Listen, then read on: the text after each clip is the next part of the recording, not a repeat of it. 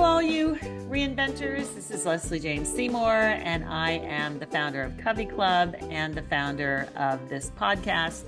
And isn't it fascinating? I find it fascinating. I've interviewed over 300 women about their reinventions, and it always comes down to the same thing. It comes down to mindset. It comes down to all the stories we tell ourselves that we can do or we can't do. I have this, don't think that I'm immune. I have the same bad thing going on in my head going, no, you can't do that. And it's like, where do you come from? Where do you get that from? Oh, I heard that from my dad many years ago. And you have to recognize it. That's the problem. You have to know what's coming from somewhere else. And you have to, the thing that is coming up again and again and again in these interviews, as well as you will see, is this idea, which you learn when you deal with this, is that just because your mind thinks it, it doesn't mean it's real. Your mind is always trying to protect you. It's making up stories. It's telling you stories. It's trying to keep you safe. As I say to Sherold, it's the dinosaur at the front of the cave saying, don't go out, don't go out. You're safer here. Anyway, such an interesting story. Sherold Brown is a master life and business coach who is writing her memoir, High Road to Healing, that will be finished in 2000. Well, you'll see it in 2025. Her focus is on helping people feel strong inside and live a life of purpose and meaning. Most of her spin comes from having been an early entrepreneur, but also she was in a near fatal car wreck in Baja, Mexico in 2017 and had a near-death experience, which she talks about, which really changed her life and her direction. So I hope this will be helpful to you. I hope you will pick up some good nuggets. I hope you will learn something from Sherold and apply it to your life. And I hope that if you're serious about working on your reinvention of any sort, your restart, your rethink, whatever you want to call it, come over to CoveyClub.com. We have tons of free stuff for you that you can download and get started tomorrow. It is not easy to reinvent, as Sherold will tell you, and you need to do it in a group. It's very, very hard to do all by yourself. You need a group to move you along because it's a journey. It's not an instant. And that's what CoveyClub provides for you. So anyway, hope you enjoy this conversation and it will help you towards your rethink, your restart, your reboot. Here you go.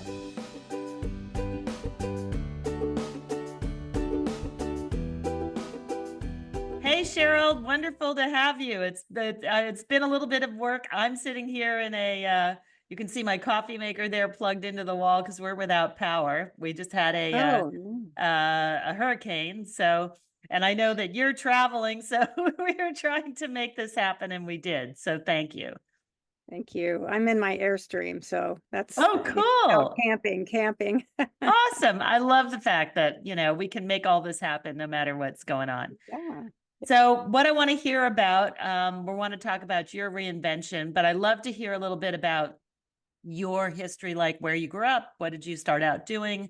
And that gives us sort of a starting point and also gives the listener an idea of, gee, I grew up in Wisconsin too. You know what I mean? It gives them a lot of hooks for you. Yeah. So just very briefly, where did you grow up and what did your parents do? And what did you start out doing?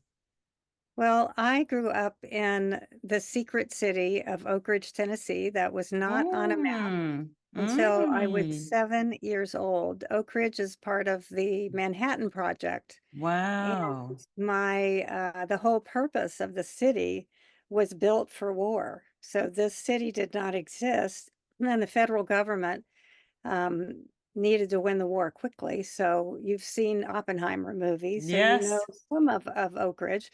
My mother moved there when she was in high school, when it was a gated city, and there were 7 guard gates, and you could not leave the city unless you had your badge. And it was said that 1 in 4 people was an FBI agent. So it was secrecy was everything. People couldn't tell anyone what their jobs were, or they would be tried for treason. That was my and there God. were a couple executed for treason at the time, the Rosenbergs. I didn't know this growing up. I don't know any of my friends. We didn't study this in high school. Nobody talked about this. This was so normalized. What I want to just say about it, it was so dystopian and so normalized that even today, there's been an anthropologist did a study, and it's called Secrets Revealed. But the city is so proud of making the bomb, they won't acknowledge the cancers and all the pollution and the pollutants who are just have caused so much suffering, from the people that work there, the DOE, and it's just kind of they suppress it, and they're just so proud of it that they will not let groups come in and try and do something. It's Wow, strange. I'm glad I asked. I mean, this is not the usual answer. The usual answer is I grew up in I mean, I the had no suburbs. idea. You didn't know, so you didn't know No, anything I'm about that. writing a memoir. I've been Uh-huh. writing a memoir for 4 years, solid. And I went back and found this out, and I rejected a lot of this. I have a different worldview from my family, completely opposite. And to me, love is a connection, and I'm not going to let a politician or anyone win and have me lose a family member. So um I really do a lot of work on that with myself, and it's just part of life. So, but I love my family. That's my family.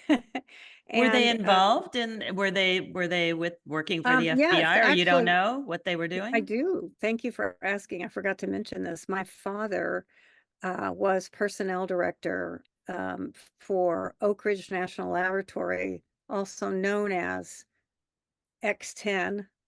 And X10, they built the first reactor, and it was the model that they used to build Hanford up here in Washington.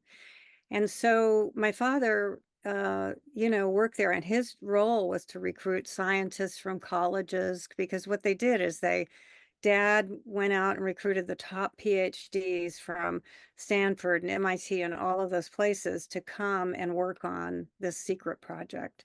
So, and then when my father, I was kind of the one in the family that would ask about nuclear waste. And Dad, that sign says caution radiation. As I went to lunch with him one day in high school, I said, well, Dad, what are they doing with all the nuclear waste? Oh, it's safe. We're putting it in the Yucca Mountains. And poor Dad was devastated in the 80s when the Department of Energy, well, the Freedom of Information Act. And my father was devastated because he believed What they were what they telling told him? him. And then the Whoa. government, yeah, it's very similar to what's happening in other areas of life today. The government, you know, uh, really isn't protecting anyone. It's these managers that work there, and they're all disparate managers. See what I mean? There's no government. It's just Wow. whoever's, So you grew up there your whole childhood and into your I teen left at years? 19 because I'm a little bit of the rebel in the family, one out of four. And so I left at 19 and went to the West Coast, and it's hilarious. My husband was counterculture. So he was everything Oak Ridge was not. And so I went out there, and we had a bumper sticker on our truck that said, "No nukes is good nukes." So if that tells you anything. But I went to University of Oregon, got a degree in art education, was going to go for a Bachelor of Fine Arts. Uh, didn't realize my father had said growing up, don't depend on anyone. You have to take care of yourself. And I had no idea that was in my subconscious until later. But that belief drove my entire life. And I became really like a workaholic because I was an early entrepreneur. I started my first business after working at a hospital for 8 years as a PR marketing director and spokesperson. I didn't go the path of art because I wanted money. So the sad thing is I didn't realize this until writing the book, but it's really about me coming back home to Oak Ridge, understanding where I was brought up, really healing with my mother and sister. So I had sort of rejected that and went out west and took up the patriarchal dream of the American dream. And this was So I went to art education school, was offered a teaching job, immediately declined it because I thought I wanted more money. And now in my later life, this is something I left behind as a part of me that was creative and really critical to who I was. And now I've reclaimed it. So Oh, what I'm that's saying is great. I've gone back, and that's individuating. That's really what I'm marrying these parts that were disparate, and now I'm aware of them, and so that's what I've used to become whole. And so what I want to talk about with you is resilience, because you're asking about reinvention, and I think reinvention is resilience. Hmm. And So so what would you say then is your reinvention? Is your reinvention going back and finding that more creative part of yourself? Is that what that's, the, yeah, and because how that, did that occur? Yeah, go ahead. well, thank you for asking, because how it occurred was when you write a memoir, you're going to go down into the swamplands and see your shadow. And I swear I spent so many hours in bed. You can't believe this, because it felt safe to write my memoir in bed, just not the whole thing. But I'd literally be so exhausted, I'd cover myself up and put pillows over my head. It was like so hard to go back and see. But if you don't see that and just recognize that part of you, you can't really heal it. So I realized a lot about Oak Ridge, why I left, and my mother. And but I had intuitively been working to heal with my mom for 10 years. So that it's really been a blessing for me to come all the way here. But you asked me that question again. Well, what I would love to do is we'll get back around to that, but I would love Okay. to understand. So, when you say you had to heal with your mother, that's often an issue for a lot of people is before they can reinvent themselves, they have to sort of put to bed old issues with a parent. So, what were your father, was he still alive when you've come back, or is he long gone? And your mom, No, you thank you. had you That's good. broken with I'll her kind for of a lay long the land. time? So Yeah. dad died in 2003. So in 1998, and he had memory loss. He had short-term Oh, memory you loss did. from cardiac surgeries when he was 57. So he died at about 75. And my mother took care of him for 15 years at home. Okay. It was amazing. So dad, I think I always wanted my father's approval. Mm-hmm. So that's one of the things. And I think a Don't lot we of women, all? Yeah. yeah. And so what I did was unconsciously working, to impress him or myself, or to I got value from work. That's the other thing. I got confidence, and I'm a people person. So I felt good working. And so I started my dad would have been, my mother tells me, she has dementia, but she's told me this is also healing. Your father would be so proud of you, and I'm so proud of you. And so I'm hearing that here at the end of my mother's life. She's 97 and I'm Wow. Wow. older. Oh yeah. So I think this process of writing the memoir I had no idea that it was about coming home and healing. I had no idea it was really about love, and how I took my father's belief to heart, even when I was a little girl. And you don't depend on anyone. So for me, independence was everything. And having the first business was really successful. I started it in 1998, had never had a business. My former husband was more entrepreneurial.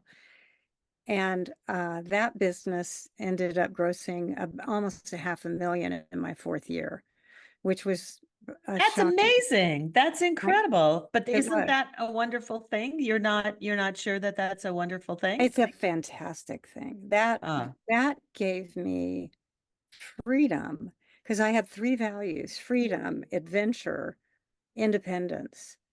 And I think those were the three. And I was very aware that that's what work and money gave me.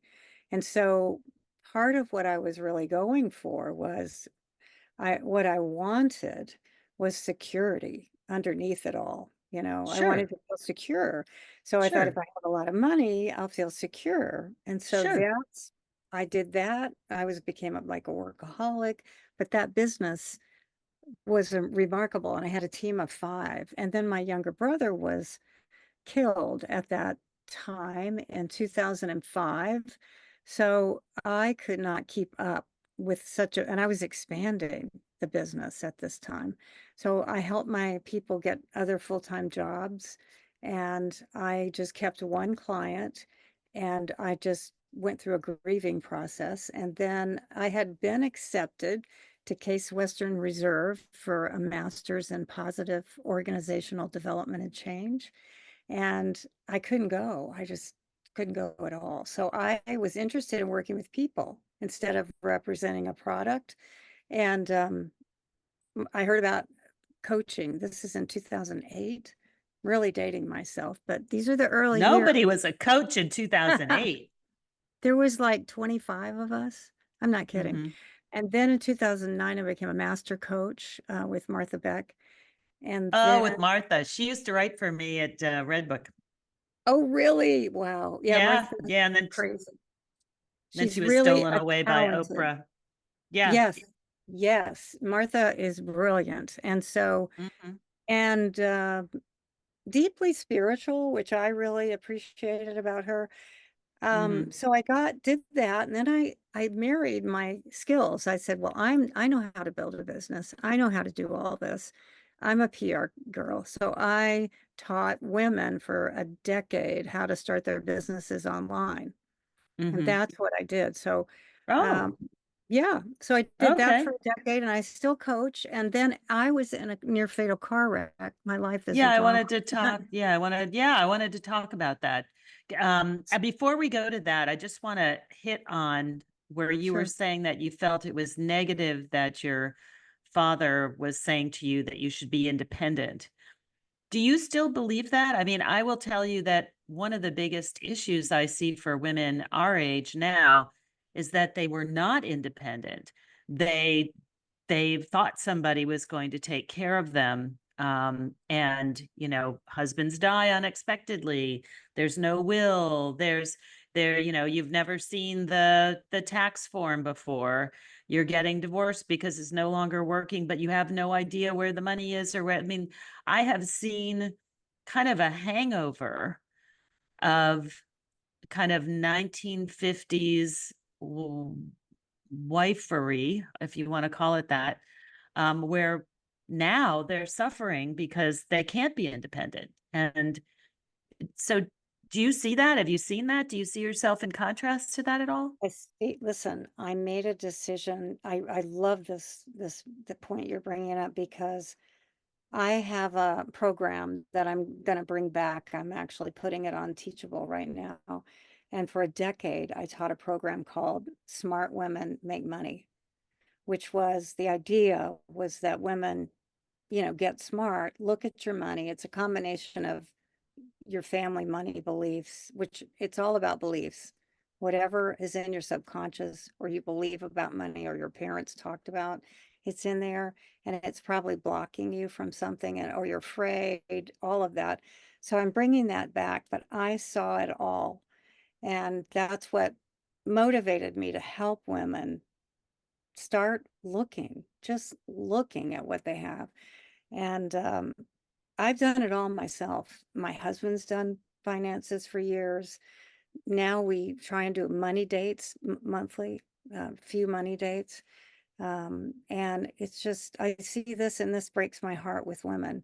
And I saw it with my mother. So the defining moment for me was mom wanted to go to, mom was graduated University of Tennessee in 1950. So I don't know a lot of women whose moms did that. Maybe they Right. did. No, no, But I don't think so. mom wanted to she put herself through. She was so poor. So she waited tables and did all kinds of things. But she had a dream, and she wanted to be an interior designer. And so what happened is she is 1950s. And that was so strong then that you were looked at, you can imagine in the 50s, Oh, wrong with yeah. you?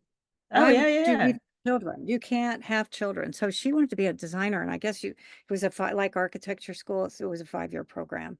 Oh, So she wow. couldn't pursue it. So she got a degree in home economics. And that right up that alley. So she did the 1950s homemaker stuff, but and then had panic attacks in her 40s. I just Mm. witnessed her unhappiness and saw she couldn't have her dream. Yeah. And that just had me going out and getting my dream.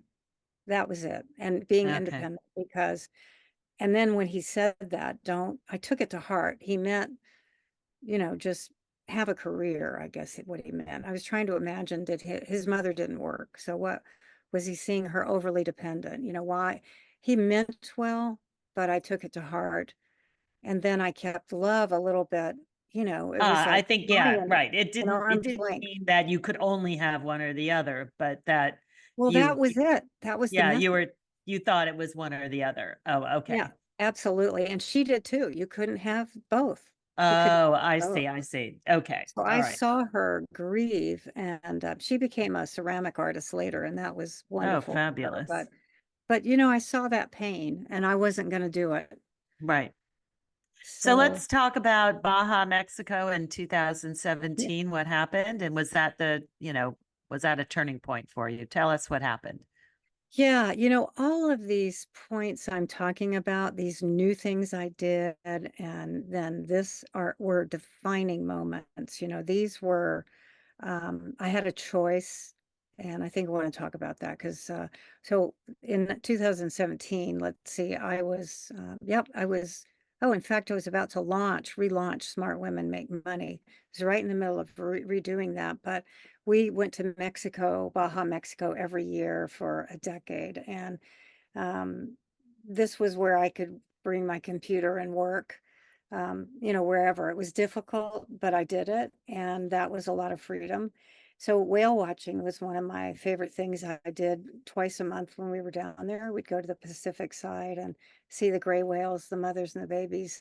So we were returning from a whale watching trip, and we were in a van that acquaintances were driving, and long story short, he's a cyclist. He pulled, he moved over because there was a Mexican man coming towards us on our side of the highway.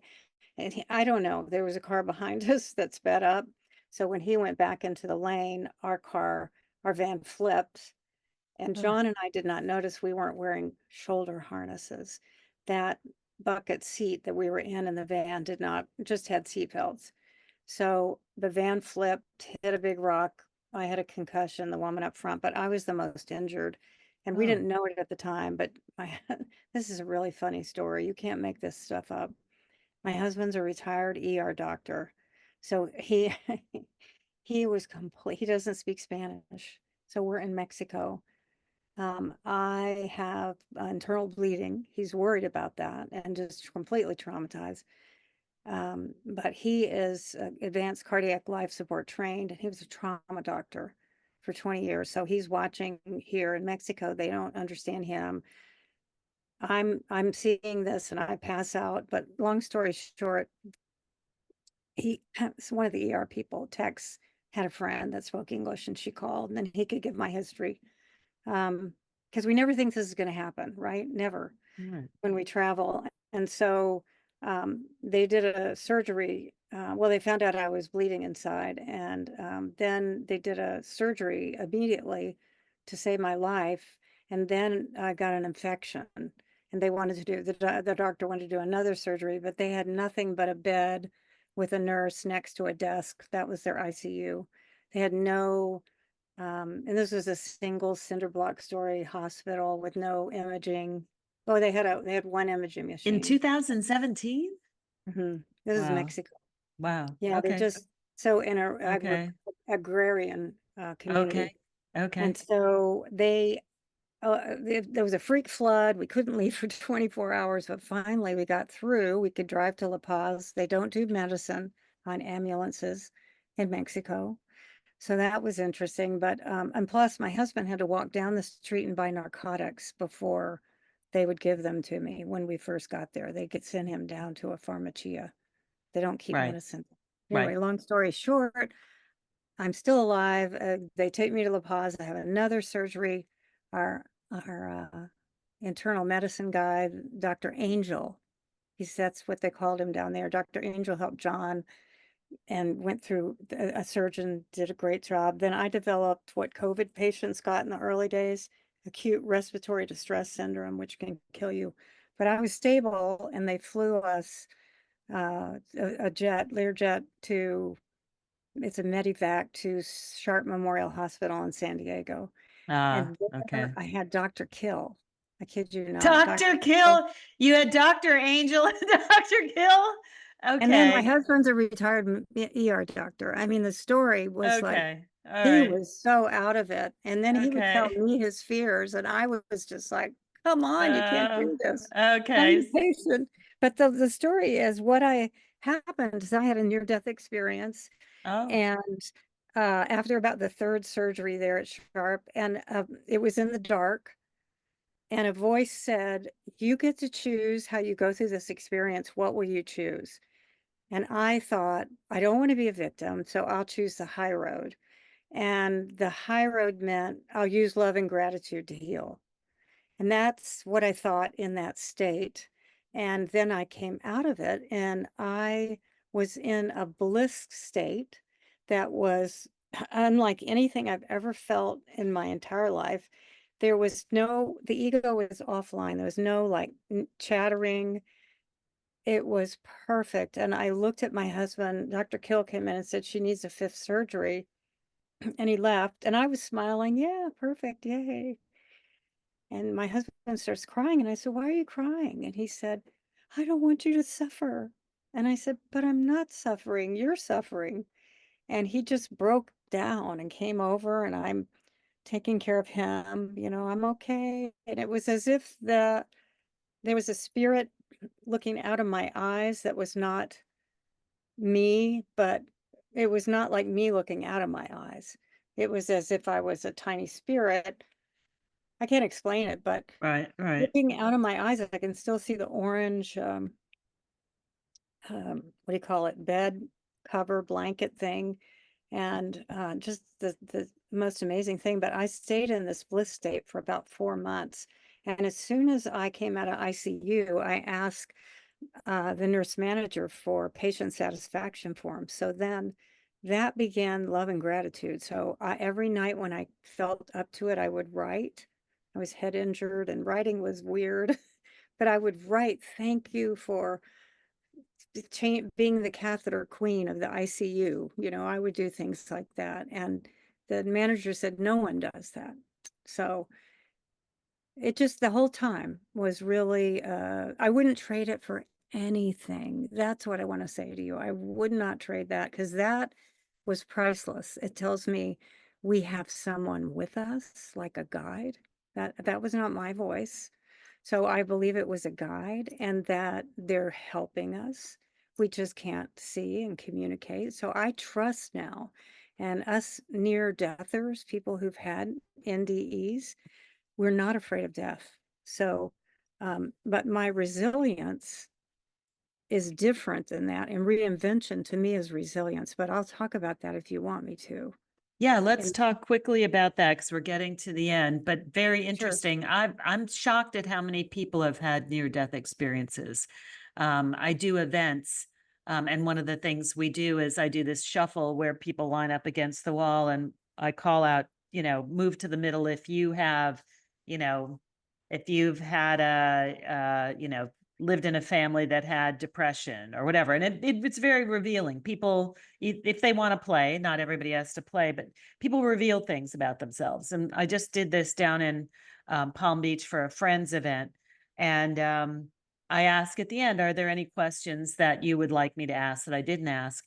And they said, you should ask about near-death experience. And I was like, really? And I said, okay, how many of you? And it was like a room of maybe 40 people. I said, how many of you have had a near-death experience? 5 in That's that room. just, I was like, what? So yeah. very interesting. I'm interested that you say that. So let's talk quickly about resilience, and then we want to find out, is your book coming out, just so we know? It'll be out. I'm right now, the tentative title is High Road to Healing. and there'll be, colon, how I, survived, whatever, or thrived really, because the book will come out in 2025 Okay. and it's written, I'm revising the manuscript. Okay. And that takes a while to come back and Yeah. do that. So never written anything. In fact, I used to be phobic about writing. So Okay. talk about a reinvention. I Okay. just went after the fear and decided I had to write about this in the hospital, but I just knew I'd figure out how to write it. And I found my teacher at LA Writers Labs, and that's how I've done it. I decided Awesome. I have to tell this story. So let's So talk about resilience, because that is, I mean, people who are listening are interested in reinventing themselves in some way. It might be their career, it might be their personal life, it might be a near-death experience, it might be small, it might be big. Talk about yeah, and resilience and how do we employ that towards a reinvention? Because reinventing is not easy. That's why I created CoveyClub. It's very hard to do by yourself. We're often forced to do it alone, but it's hard. oh, it's hard. And many people can't afford counseling or things Right. like that that they might need, or coaching. Right. Uh, Correct. so one of the things, and that's why a group also Correct. lends to courage, I think. Being in a group helps you, you sort of go along with the group and they can help you feel that. Um, Resilience is a muscle that you can build. And I want you to know that so that you can take whatever you've been through and then find out, you can look at it and say, how did I handle it? And I'm really proud of how I handled that. That was hard. Begin to watch your self-talk. So mindset is probably the most important thing. And that is, to me, that's number one in life. You've got Yeah. to understand, Yeah. if you, and it goes back to being conscious, which means being aware and mindful of how what you're doing, what you're thinking. So the first thing you do is learn that you are not your thoughts. That's coming from the ego, Yeah. that I talked about, the language center being offline. And your Yeah. true self is really where I was in this process. So the quieter you get, the more you meditate, the more you can do things like that, you'll be able to hear that voice of your gut. And that's the voice you want to listen to during a reinvention. You do not want to listen to this nasty thing that, I mean, I have it constantly. Oh, your writing Yeah. sucks. Or This. Right. who's going Yeah. to read Yeah. this? Yeah. Or I Yeah. can't Yeah. believe you said that in this Right. book. Right. Oh, it's enough to make you want to just curl up and get under the covers like I Right. did. I think Right. I was. Right. Right. It's there So to protect you. You have to it realize is. it's trying to help you, which is, It I is. call it dinosaur at the door, which is, you're in the cave, it's safe here, don't venture out, don't try something new, don't, just stay here where I can watch you and be sure that nothing's going Yeah. to Yeah. happen. And you know what's so, I love this, right where you said the cave. Joseph Campbell talks about the cave you fear entering has your gold. Oh, Okay. I like that. I Okay. cannot write. I've got this story. I think Right. it's my gold because I've did it for me. What a story. Yeah. I really feel uh what do I want to say? Just proud of myself. I forget, what I've gone through a lot. And I have to remind myself, you can do this, you're resilient. And what I would ask you to do is just come up with times where you have done something hard and you didn't think you could do it. Right. That is your gold because you Right. did it. And Right. every time you can do it, you can do one reinvention, you can do another one. Let's say your kids leave and they go to college and you put your whole life into them. That's a major reinvention, a It career. is. That's That's right. watching what you're saying to yourself and reminding yourself and having self-compassion of what you're doing. So resilience is everything. And then I believe there's a spiritual component too, having faith and belief that you can do it. Even if you don't think you can, you're going to Right. do it and try. One thing I want to say about this, I just have given up alcohol in December. And so I decided, because my family has some alcoholism, I wanted to understand AA. and I wanted to experience it. Oh, Not, AA, we pull a lot from the recovery. We have people in CoveyClub who are have been in recovery for a long time and oh give me yeah. great things to Oh, it's pull into phenomenal. CoveyClub that Yes. regular people can use that actually come out of that system. And Yeah. it works. And what they've found is the people that have this spiritual, and they work with agnostics, trust me. Right, So right. it's, but what I want to say, and what I've begin to match from my other research, I read all the time, will. It is the power of willpower or will. Mm-hmm. It's Mm-hmm. personal will. Mm-hmm. In AA, it's God's will, thy will be Mm-hmm. done. We turn it Mm-hmm. over and surrender, which Mm-hmm. I want to talk about. I just want to say that's critical because when you let go, you're letting a higher power take this and help you get through this Mm-hmm. change that you're going through. Mm-hmm. But if you, it's like having 2 feet. 2 feet in is having the will to do it. 1 foot in is not. And I think most women, I see this, I'm going to kind of stay here where I might be safe and Mm-hmm. I'll put 1 foot in, but I won't Mm-hmm. really try. Mm-hmm. So are you, do you have the will? And also the soul is what has the will to survive. Right, So it is a soul thing. So you need to know if you're willing to put right. both feet and do this Well, reinvention. with that, that is a great ending for us. We're at time.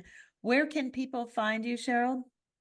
They can find me at my website is sheroldbarr.com. So you'll put that and we'll put that link in.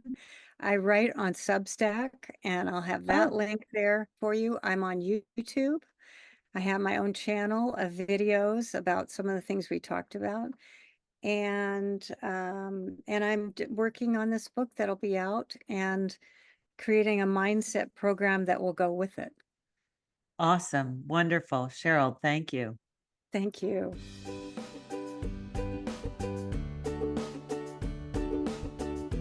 So I hope this podcast was helpful to you. I hope that you learned something. I hope that you had an aha moment.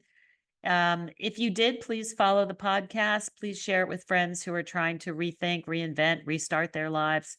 Also, mosey on over to CoveyClub. As I said, we have all kinds of freebies for you, coveyclub.com. We have guides, downloads, essays. We also, in person and online, provide pods, which are small groups that work on issues together. We have speed networking now, where you can meet women who can help you really quickly. And everybody in the CoveyClub, if you join, we all want to help each other. We know this road is hard. We know it's a journey. We know you can't do it by yourself. And so we're here to help. And you're here to help us, and we're here to help you. So check us out, and we will see you next time.